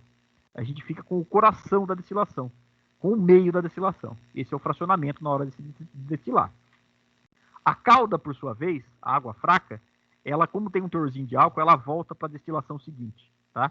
Esse álcool vai enriquecer um pouco mais aí a destilação seguinte, mas a cabeça ela é descartada. Volto de novo com a mesma tabela que estava lá no começo, tá? Existem limites aí de contaminantes, tá? De componentes, tudo que pode ter no máximo. E quando a gente pensa em álcoois superiores aí, metanol, butanol, tá? Todos esses primeiros álcools superiores aqui, eles estão na cabeça. Se você tirou a cabeça da cachaça, você já se livrou disso, tá? O equipamento de cobre, existe um limite baixinho, ele tem que ser mantido sempre limpo. Aquela foto que vocês viram ali é na entre-safra, tá? Ele estava oxidado na entre-safra. Para começar a safra, a gente tem que lavar ele completamente, tirar toda aquela crosta dele para poder trabalhar, certo? Porque não pode ter cobre na bebida, logicamente. E o mesmo vale para arsênio, chumbo, isso não tem problema, porque a gente não usa nada desses tipos de materiais no processo de produção. O chatinho da cachaça, ou a pegadinha da cachaça, é isso aqui, ó. Carbamato de etila, gente. O carbamato de etila, ele é produzido pelo caldo, né? Uma reação de quando você queima a cana-de-açúcar. Se você queima a cana-de-açúcar, tá? Ela produz aí, você chega a 400 graus, 600 graus no meio do canavial. Então, alguns compostos que estão ali no caldo, logicamente, vão se degradar. E entre eles estão os precursores do carbamato de etila. Cana queimada para produzir cachaça, produz uma cachaça rica em carbamato de etila. Qual que é a reação do carbamato de etila? Qual que é a reação do carbamato de etila no ser humano? Dor de cabeça e enjoo. A famosa ressaca do outro dia. Bebidas que dão dor de cabeça, bebidas que dão ressaca, são ricas em carbamato de etila. Cachaça de qualidade tem que ter teores baixos de carbamato de etila. Certo? O resfriamento, só uma curiosidade, a gente usa um resfriamento por uma serpentina submersa, só que toda a água que a gente usa ao redor dessa serpentina, ela passa por um trocador de calor, tá? Há alguns anos a gente implantou um trocador de calor. Então toda a água do processo de resfriamento, ela está em circuito fechado.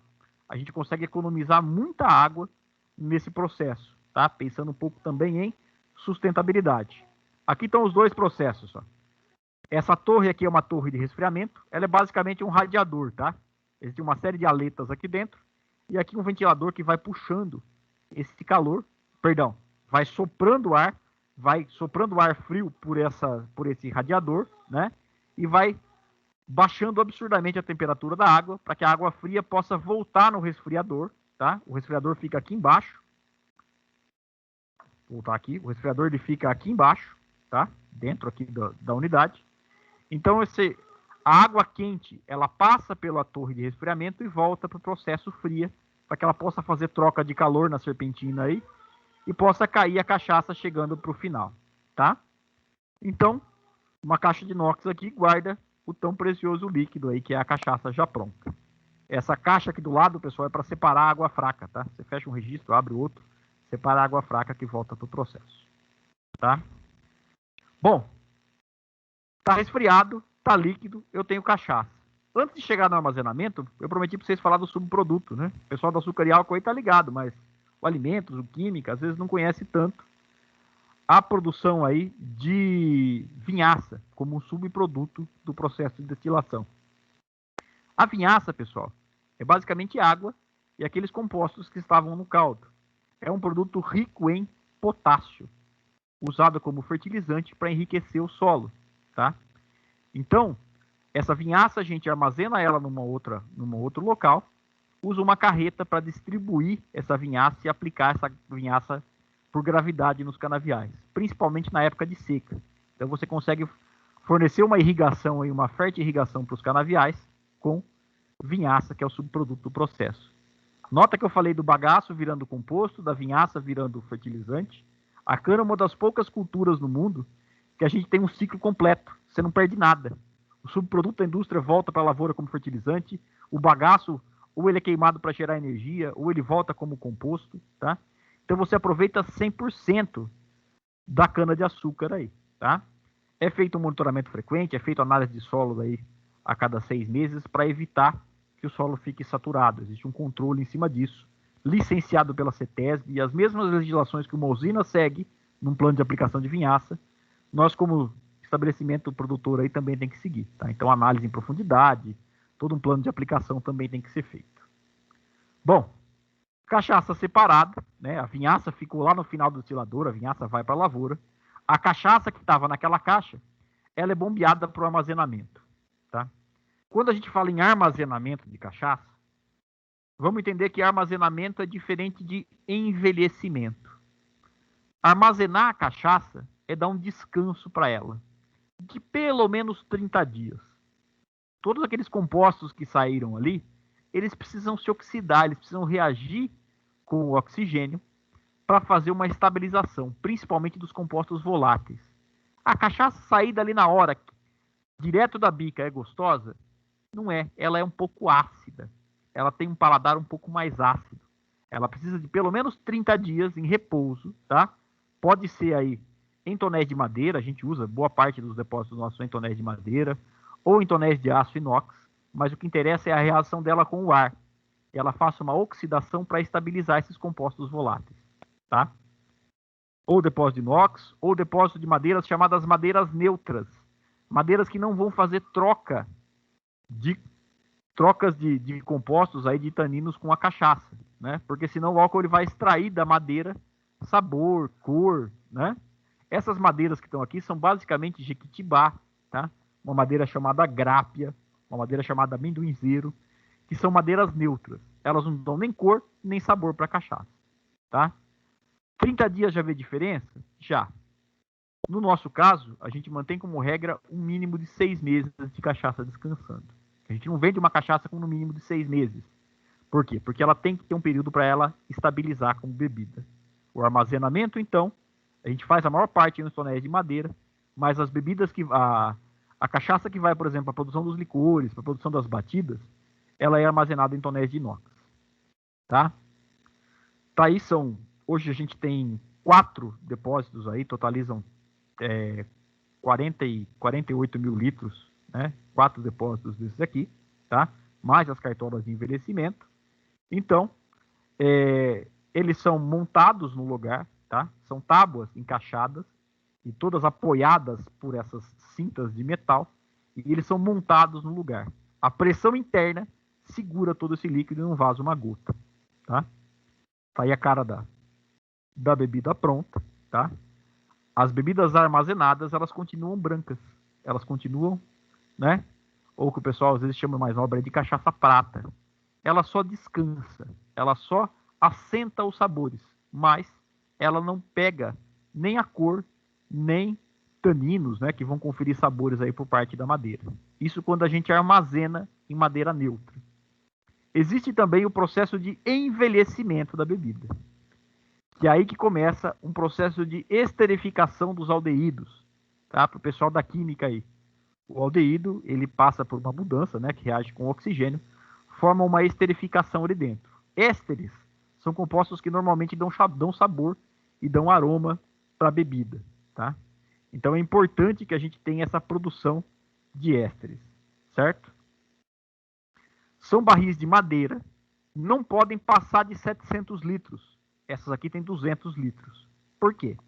Porque existe uma relação entre o volume do líquido e a quantidade de madeira que você tem em volta para fazer essas trocas. Se for um tonel muito grande, um barril muito grande para você envelhecer, você não vai ter essa troca satisfatória, tá? Então esses barris, né, basicamente de carvalho, que é uma madeira que não existe no Brasil, uma madeira de clima extremamente frio. Esses carvalhos eles vinham importados para o Brasil com bebida, vinha com o malte da cerveja, tá? E lá no engenho a gente também usa a amburana, que é uma madeira nacional, que confere também uma característica fantástica para cachaça, tá? Em termos de sabor, em termos de aroma, tá? Então a gente tem 2 linhas de envelhecimento no engenho, carvalho e amburana. A madeira confere uma característica completamente diferente para a bebida. O carvalho é a mesma madeira que envelhece o uísque. Um uísque 12 anos, um uísque 8 anos, um uísque 16 anos, é o tempo que ele passa envelhecendo. A cachaça, no mínimo 2 anos. Tá? No mínimo 2 anos. A gente trabalha ali com 2 anos e trabalha com uma linha premium de cachaça com 8 anos envelhecida. Tá? Então esse processo de envelhecimento muda as características da bebida. Fica uma cachaça amarela. Necessariamente amarela? Não. Depende da madeira que eu coloco. Aqui é uns experimentos que eu gosto de fazer, né? Eu faço num litro, né? Com pedacinhos de madeira aí. Vou controlando. Com diversos tipos de madeira. Então, algumas madeiras deixam mais avermelhadas. Essa aqui, se eu não me engano, é pau-brasil. Tá? Algumas madeiras deixam mais escuras. Algumas deixam um amarelo bem pálido. E outras simplesmente não mudam a cor da cachaça. Mas conferem um sabor bem legal. Tá? A gente tem um sistema de envelhecimento, então, para mudar as características da bebida. Certo? Envelhecimento é processo químico, só que é uma reação lenta. É uma extração de taninos da madeira, tá? Ele, basicamente, o álcool ele é capaz de usar aí como uma solução extratora desse sabor, dessas características da madeira, tá? E também uma reação com o oxigênio. Existe uma evaporação enorme nisso aqui, porque a madeira ela é microporosa. Se você coloca 200 litros aqui, daqui 2 anos você tira no máximo, uns 140, 150 litros. Você perde 50 litros só por evaporação. Logicamente é isso que justifica o produto ser um pouco mais caro, porque você tem essa perda no processo de envelhecimento. Certo? Para finalizar, tá? Aqui uma imagem lá. O foco hoje, isso é recado para a galera do agronegócio, né? O foco é a gente trabalhar aí com produtos diversificados. O engenho começou em 91 produzindo só cachaça branca. Meu pai juntava isso aí, colocava em cima de um caminhãozinho que ele tinha e saía vendendo de bar em bar. Não é um mercado interessante, gente. É um mercado muito saturado. Ninguém está procurando qualidade nesse mercado. A partir do momento que começou gradativamente a produzir licores, a produzir batidas à base de cachaça, hoje a gente faz uma marula à base de cachaça, a gente faz um bitter, um Campari à base de cachaça, uma série de produtos, mais de 50 produtos aí saborizados à base de cachaça. O carro-chefe nosso é uma cachaça adoçada com mel, chamada de cachaça segredo. Receita do meu pai, a base é mel e o resto dos componentes é segredo. É isso o recado que eu deixo assim, para o pessoal do agronegócio, interessante saber que vocês estão aí, que dá para você agregar valor, dá para você criar uma cadeia de valor em cima de um produto que é uma commodity, que é a cana. Qual que é a alternativa do produtor de cana hoje, do grande produtor de cana? Vender para uma usina, não tem outro lugar para ele vender. E de preferência a usina que seja mais perto dele para ele não gastar muito com frete, tá? Quando a gente pensou na cachaça, quando a usina colocou a gente contra a parede em 1990, dizendo o seguinte: ou você aumenta a sua área, porque eu não quero mais fornecedor pequeno, tá? A gente tomou essa decisão de mudar o leque. Continuar produzindo cana, mas a gente mesmo processar a matéria-prima, tá? Foi a partir daí que nasceu a vontade, a ideia de produzir cachaça, e são 30 anos aí de produção, tá? Sempre agregando valor, sempre agregando produtos novos, tá? Sempre diversificando. Era esse o recado que eu tinha para dar, gente. Eu peço que o Newton me ajude agora, eventualmente alguma pergunta, alguma dúvida, tá? Só tenho a agradecer mesmo. Posso deixar esse material disponível para vocês aí, coloca em PDF, apesar que está gravado também, né? Quem precisar do material, quem quiser o material, os professores aí, só me manda uma mensagem no chat ali que eu mando para vocês o material, tá? Não tem problema nenhum. Tem meus contatos aí, tem meu e-mail, tá? E só agradecer mesmo a participação de vocês e fico aberto a perguntas aí. Bom, pessoal, Irineu, parabéns aí pela palestra, excelente, tá? Eu aprendi tudo de cachaça hoje. Agora eu tô bom, hein? Fico feliz, hein? Sou um cara que domina bem, né? Entende, tá no ramo, então eu acho que foi muito assim elucidativa a palestra, tá? Eu tenho aqui duas perguntas, né? Que eu anotei aqui, uma da Lígia e outra da Fernanda da Silveira, tá? Então eu vou começar por essas e depois, se tiver mais alguma pergunta, a gente vai, né? Anotando aqui e as pessoas vão falando, tá? O pessoal tá dando parabéns aí, eu acho que agradeço demais, gente. Ó, agora que eu vi meu WhatsApp aqui, alguém falou que chegou a dar um pico de 234 participantes. 238. Olha, é quase uma aula normal, assim, de sexta-feira. 238 participantes. Né? Numa sexta-feira, hein? Uma sexta-feira, hein? Não, excelente, fantástico, tá? Agradeço demais aí a participação de vocês. Ó, duas perguntas. A primeira da Lígia, né? Ela perguntou sobre as leveduras decantadas se são reaproveitadas, tá? E a outra pergunta da Fernanda, eu já vou ler aqui, depois você já explica as duas. A Fernanda perguntou se a água altera no sabor da cachaça. Bom, primeira pergunta. Se as leveduras são reaproveitadas. Elas são reaproveitadas sim, tá? No processo, em teoria, em condições normais, uma levedura ela dobra a população dela a cada 20 minutos. Então a produção de levedura é altíssima. Uma parte dessas leveduras, ela vai fazer parte do caldo fermentado que está no final. Algumas leveduras que morreram no processo, elas vão para o caldo fermentado. Mas a base, o fundo da dorna de fermentação ali sempre fica com leveduras renovadas, tá? O processo de fermentação em condições normais, a fermentação é a mesma, desde o início até o final da safra.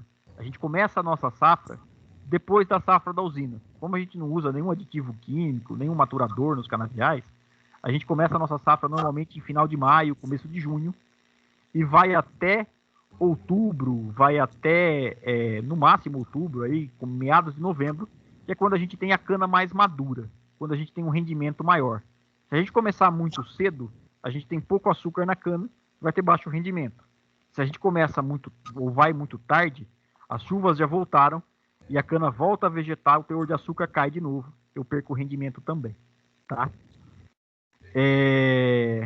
Então as leveduras elas são aproveitadas sim. Existem até empresas especializadas em pegar um pouquinho dessa levedura sua no final da safra, leva para um laboratório, multiplica ela, liofiliza ela, deixa ela seca, para que você comece o ano que vem, tá? Para que você comece o ano que vem com a mesma levedura do ano passado. Existe um nicho de mercado hoje que faz isso. Você pega a sua levedura personalizada. A cerveja Heineken é famosa por fazer isso. A mesma cepa que a Heineken usa há mais de 100 anos. De que maneira? Um laboratório que vai conservando essa levedura centenária lá do início da produção, ela se vangloria disso. Ela trabalha com essa levedura centenária por processo de fermentação dela. No nosso caso, a gente começa com uma cepa selecionada, chamada CA11, tá? Chamada CA11, certo? A gente começa com uma levedura selecionada e ela vai ganhando algumas características diferentes no processo de fermentação. A outra pergunta era relativa à água, né? Pessoal, a água, boa parte dela, ela fica no processo, tá? Ela fica aí para trás no processo de destilação. A água, o primeiro quesito dela é ser potável. O segundo quesito dela é algumas características minerais, principalmente voltadas a cálcio, a magnésio, alguns compostos que possam ter na água, que elas vão prejudicar o rendimento da fermentação, tá? Mas não tem uma via de regra. Se mudar a água, altera o sabor da cachaça, tá?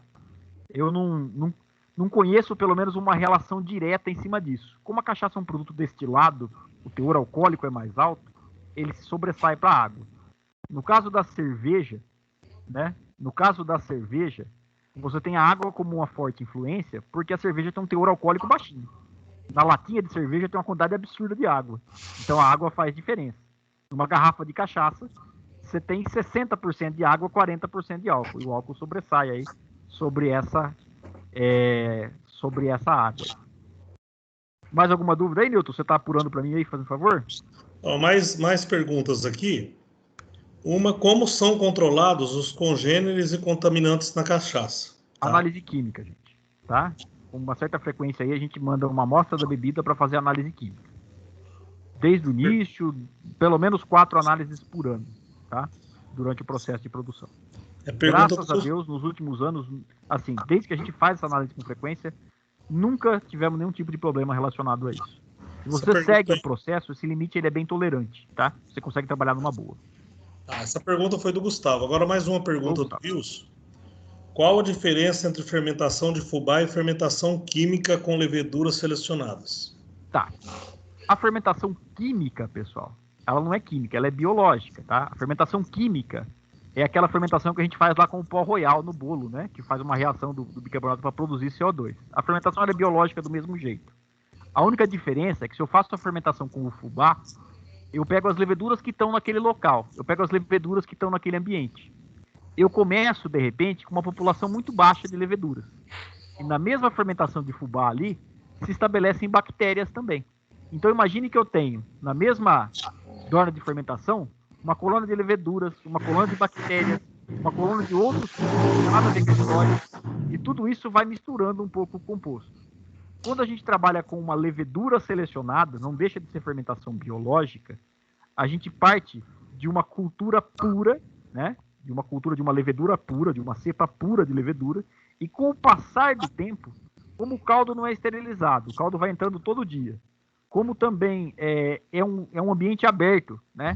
Leveduras estão no ar, podem cair dentro da dorna ali, você tem uma estabilização nas características da cachaça. Começa com uma cultura pura para você estabelecer um nível sem contaminação. A grande dificuldade do fubá é você trabalhar assim, do fubá, ou um fermento que é feito às vezes só com toletes de cana moídos. Existe uma série de receitas na internet aí com farinha, com farelo de arroz, tá? Então todos esses processos aí, eles são feitos, dão certo, produzem ótimas cachaças, só que você tem uma dificuldade muito grande para você ter uma padronização na bebida. Respondi? Irineu, mais perguntas aqui do Gustavo. A velocidade de fermentação é controlada basicamente pelo controle do Brix? Sim. Se tiver muito, se a temperatura está desfavorável, se a temperatura ambiente estiver abaixo, na casa dos 20 graus aí para baixo, a gente tem o frio aí de junho, né? noites mais frias principalmente, a gente diminui um pouquinho o Brix, porque a gente já sabe que a fermentação vai ser mais lenta. O objetivo da fermentação é que não sobe açúcar ali no final. Porque se esse açúcar sobrar ali, tá? Essas leveduras não vão decantar, favorecem, por exemplo, uma contaminação bacteriana. Então você acaba criando uma série de problemas se você não fizer uma fermentação completa, tá? Quando está muito calor, a gente pode até subir um pouquinho o Brix, porque a fermentação, senão, ela vai ser muito rápida. Então você aumenta um pouquinho a quantidade de açúcar para essas leveduras demorarem mais tempo para quebrar toda essa glicose. E aí você tem um pouquinho mais de rendimento lá no final do processo. Mas basicamente o controle é esse, tá? Mais uma aqui. Qual é a época de colheita e produção? Quais as variedades de canas vocês utilizam aí, tá? É umas perguntas que estão sendo feitas aqui pelo Evaristo. Tá certo. Vamos lá. A nossa safra, ela começa normalmente em meados de maio, tá? Maio, junho, tá? Por quê? Porque é quando a gente tem uma cana mais madura. A usina aqui da região começou a safra essa semana. Mesmo a cana mais precoce, de ciclo mais precoce de maturação, ela não atingiu o pico de maturação dela ainda. A gente tem muita água no solo até agora. A cana não sofreu estresse hídrico. A gente vai começar a sofrer um estresse hídrico a partir de agora, quando acabam as chuvas. Em maio, junho, a gente tem um nível maior de açúcar para ter um rendimento maior. Do mesmo jeito, a gente termina a safra lá para outubro, antes que as chuvas voltem com força. Porque a hora que voltar a chuva, a cana volta a vegetar e o teor de açúcar cai de novo. Quanto à variedade, a base nossa hoje é a RB 6928, tá? Por quê? Porque ela é uma variedade precoce e ela está no ápice da maturação aí, em maio, junho, quando a gente começa a safra, tá? Mesmo que ela já esteja industrializável em abril, como a gente pega ela lá em junho, né, de maio em diante aí, então a gente pega ela bem madura, tá? Tem um pouco de AC 5000, tá? E esse ano nós plantamos um pouquinho da CTC, perdão, da Canaviales, né, da CV 6860, é isso? 6680, essa variedade da Canaviales que a gente plantou agora, tá? Então a ideia é formar também uma variação aí de um plantel de variedades diferentes para que você tenha, né? De repente uma variedade se comportou melhor num ano do que a outra e você tem esse equilíbrio aí também.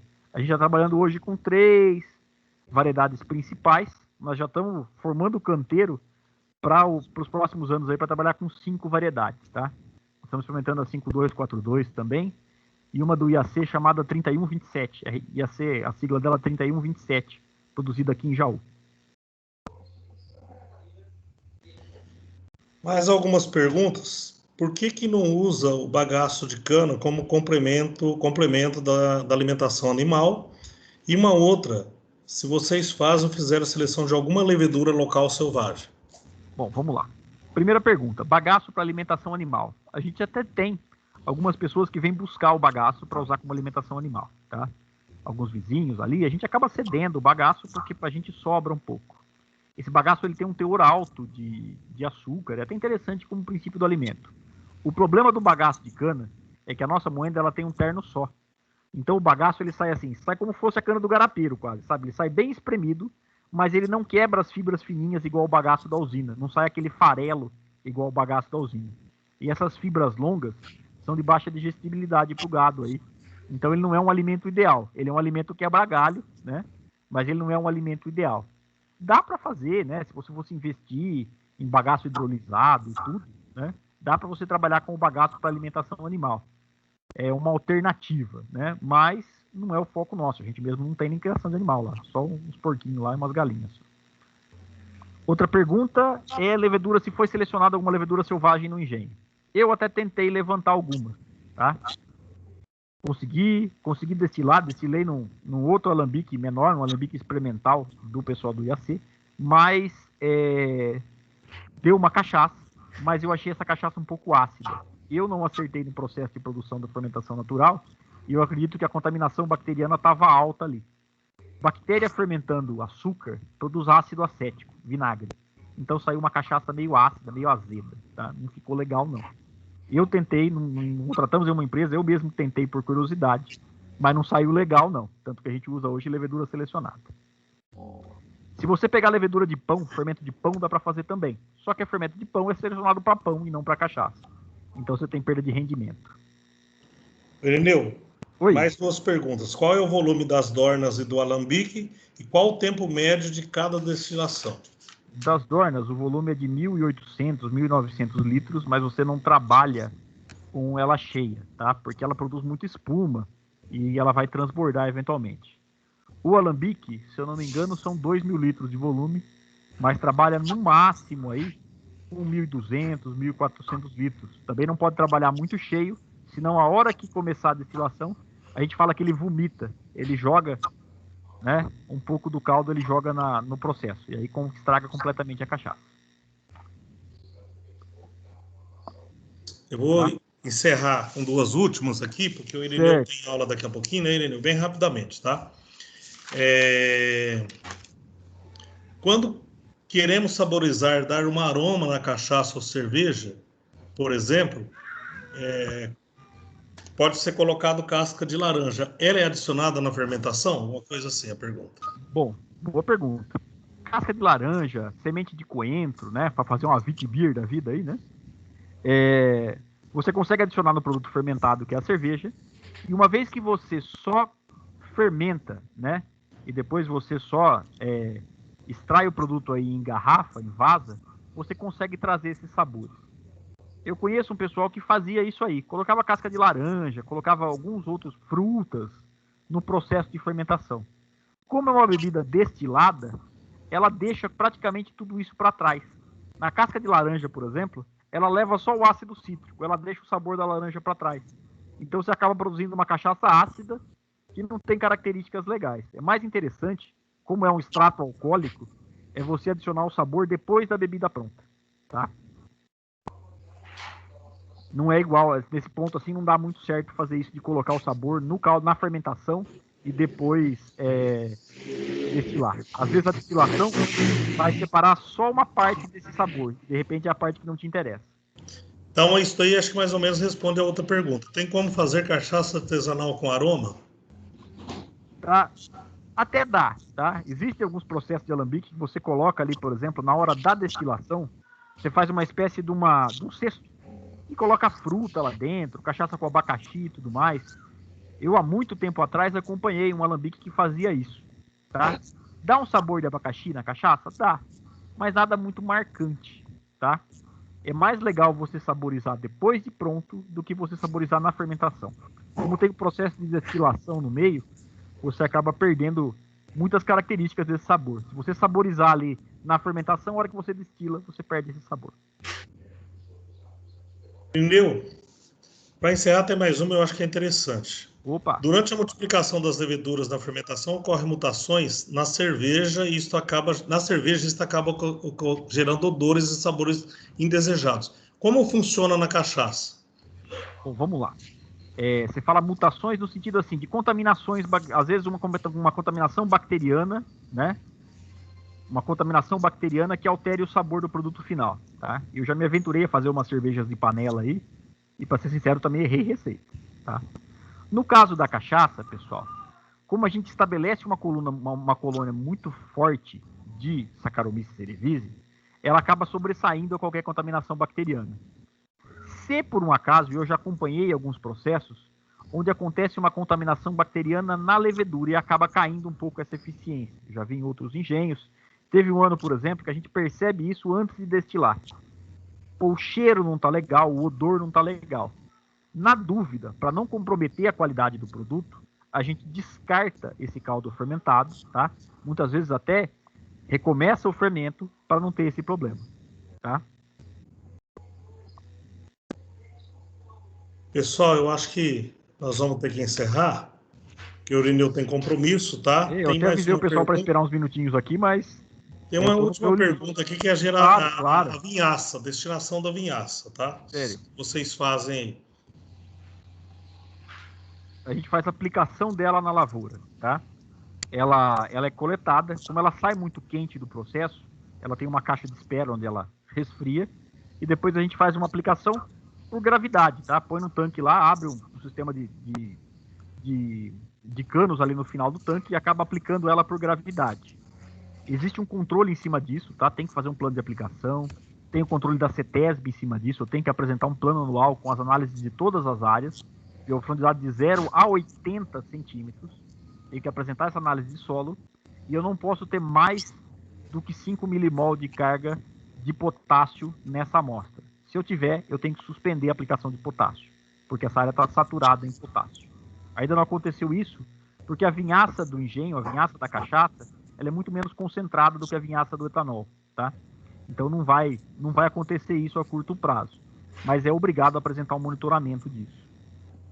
Tá. Então nós vamos encerrar, tá? Nós tivemos aqui hoje um pico aí chegando a 238 participantes na nossa palestra aqui, na palestra do Irineu, né, Irineu? E em termos de ETEC que eu tenho relacionado aqui, nós tivemos 1, 2, 3, 4, 5, 6, 7, 8, 9 escolas técnicas participando aí, vários cursos, né? Dessa noite aí, nessa brilhante apresentação aí do Irineu. Irineu, então, em nome da direção da escola, da Ana Maria, não sei se a Ana já está presente de novo, que ela teve que dar uma saidinha para... A Ana, não sei se ela está respondendo, porque ela me postou uma foto aqui que ela estava degustando no meio da palestra, né? Ela colocou para mim que ela foi socorrer a sogra dela. Oi, Irineu, como é que você fala um negócio desse? Só para testar. Irineu. Ela postou uma foto do litro aqui no meu WhatsApp. Para mim, ela falou que foi socorrer a sogra dela. Olha lá. Tô vendo. Agora já acabou. Olha só, pegamos na mentira, hein? Sei que ela foi socorrer. O foco. Então, gente, ó, muito obrigado a todos os participantes, aí, os professores, os alunos da nossa... Estou vendo os alunos da outras escolas aqui, ó, a Laís aqui, a Juliana, o Luiz Guilherme, todos os meus alunos aqui, o Jonathan, que delícia, cara. Bom ver vocês aí. Então, os alunos aí, professores da nossa ETEC, das demais ETECs aqui que participaram com a gente, né? Catanduva, São Manuel, Cabralha Paulista, Fernandópolis, Traquaritinga, Monte Aprazível, Votuporanga e Garça, né? Então nós tivemos essa turma aí com a gente, tá? Muito obrigado a todos vocês. Tá?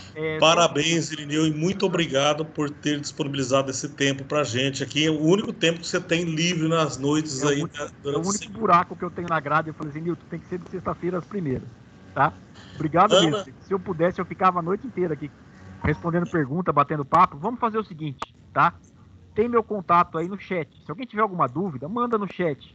Os professores que precisarem da apresentação, tá? Manda no chat também me pedindo. Manda lá um recado que eu respondo com a apresentação, tá? Podem usar, fiquem à vontade para usar se for fazer algum trabalho, alguma pesquisa, seja o que for, fiquem à vontade. Se tiverem alguma dúvida também, estou mais do que à disposição. Eu só lamento não ter a noite toda para a gente poder ficar aqui batendo papo, né? Isso. Porque eu tenho uma aula começando agora. Agradeço demais aí na pessoa do Nilton, da Ana Maria, o convite da ETEC. A Aniele, que é a coordenadora do curso. A Aniele está aí também, né? Agradeço demais, o Williams, o diretor, também está acompanhando, está sabendo, né? Agradeço demais o convite de vocês, tá? Uma oportunidade ímpar, né? Estar com essa escola, com esse pessoal que eu desenvolvi um carinho enorme, tá? De verdade. Foi uma experiência única aí, né? E obrigado pela experiência que vocês me proporcionaram hoje, né? Ana Maria. Escola de tudo quanto é lugar, gente. Estou feliz demais mesmo. Irineu. Ana Maria. Muito obrigada, tá, Irineu? Em nome de todos aí da escola, dos nossos alunos, dos nossos professores, coordenadores, nós agradecemos a sua disponibilidade, tá? Agradecemos todos, né, que participaram, todas as escolas, os alunos, professores aí das outras escolas, tá? Nosso muito obrigada. Aniele. De coração. Irineu, muito obrigada, viu, pela excelente visita, né? Eu não tenho a cachaça para fazer análise sensorial, né? Mas eu vou dar um pulinho ali na Ana Maria. Aniele! Eu vou ter que voltar aí para reabastecer, então, viu? Eu vou ter que voltar aí para abastecer os estoques. Tem que voltar, Irineu. Eu vou sempre na Pereira Barreto. Mas era meu filho, meu marido, minha nora, todo mundo aqui, ó, menos eu. Eu estou trabalhando. Obrigada. Tá joia. Gente, mais uma vez, muito obrigado a todos, tá? Obrigado de coração. Tá? Quem tiver alguma dúvida ou complemento, pode chamar no chat lá, que assim que acabar a aula eu já começo a responder. Tá e bom? Quem sabe, a hora que acabar essa pandemia, nós vamos fazer uma excursão para lá, né, Ana Maria? De repente, nós pinta lá. A gente recebe muita gente, tá fechado por conta da pandemia, fechado para visitação, né? Mas vai ser um prazer receber todo mundo lá. Tá bom? Então tá joia. Um abraço. É o João Vitor, queria te agradecer também, viu, companheiro? Isso, companheiro. Obrigado. E a gente sabe que é uma correria para você danada, mas você teve essa disponibilidade aí para falar com a gente. O que eu puder atender vocês, eu atendo sempre com muito carinho, tá? Nossa, carinho que comigo aí, as portas que vocês abriram para mim. Foi de grande proveito, acho que para todos aqui, né? Obrigado, João. Obrigado mesmo. Obrigado. Então tá joia, gente. Um abraço a todos aí. Boa noite, tá? Muito obrigado. Gente, boa noite. Boa noite para vocês, tá? Eu só preciso sair mesmo porque eu tenho outra aula começando. Obrigado. Boa noite, obrigada. Boa noite. Ô, Ana, reparte um pouco aí. Boa noite. João Vitor.